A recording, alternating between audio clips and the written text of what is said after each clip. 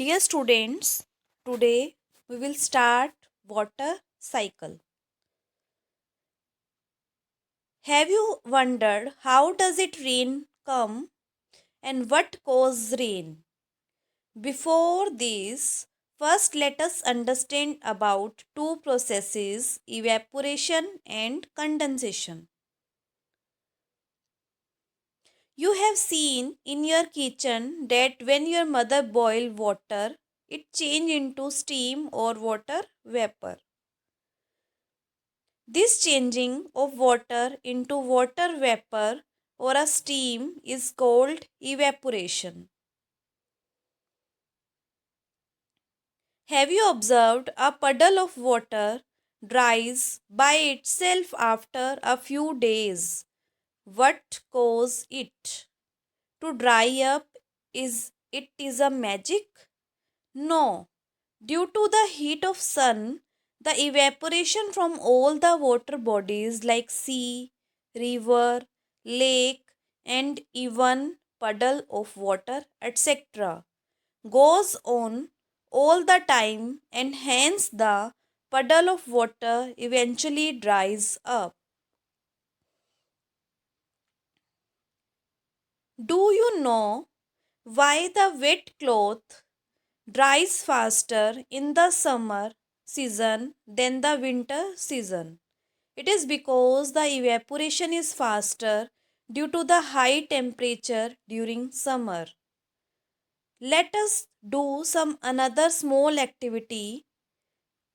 Take two wet clothes, make two fold of the first, travel hang both the towels on the cloth line to dry in a sunlight. Which travel towel will dry faster and why the folded towel is not dry faster? What is the reason behind this? If we want to do a evaporation in a good manner, a large area is able to do evaporation first. So this folded towel take a small area.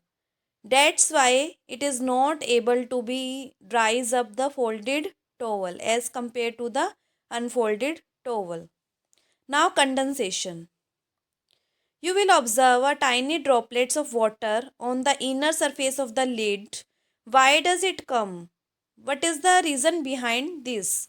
The steam of or a water vapor due to the boiling water cools down and change into a tiny droplet of water. So this process is called condensation. Condensation is just the opposite of evaporation.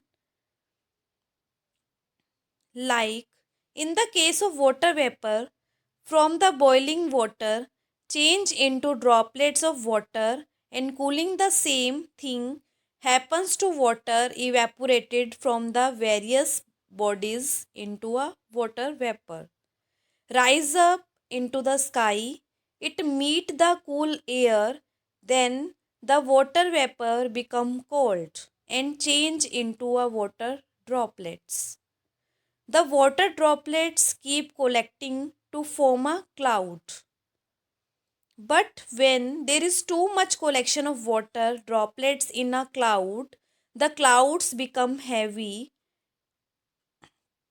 This means the cloud can no longer hold this much amount of water and the water start to fall back in the form of rain.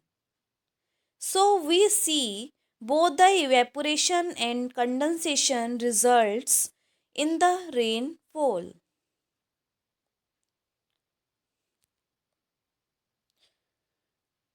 That was the tireless journey which water continues to make endlessly. This is called a water cycle.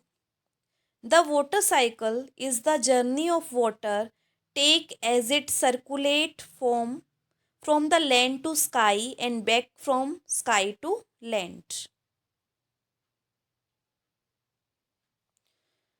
Now a special friend, Dragonfly, will show you the very special journey of the water.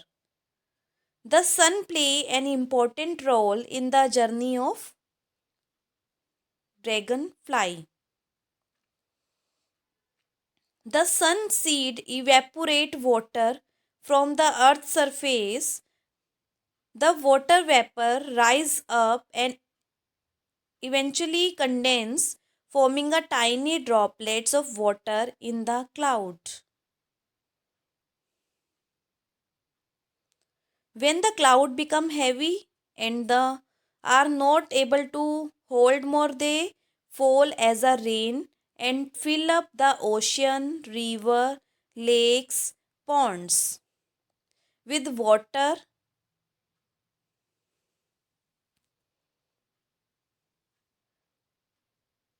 What are the gain evaporate from these water bodies and the cycle of water continues. This is all about your water cycle. Thank you, students.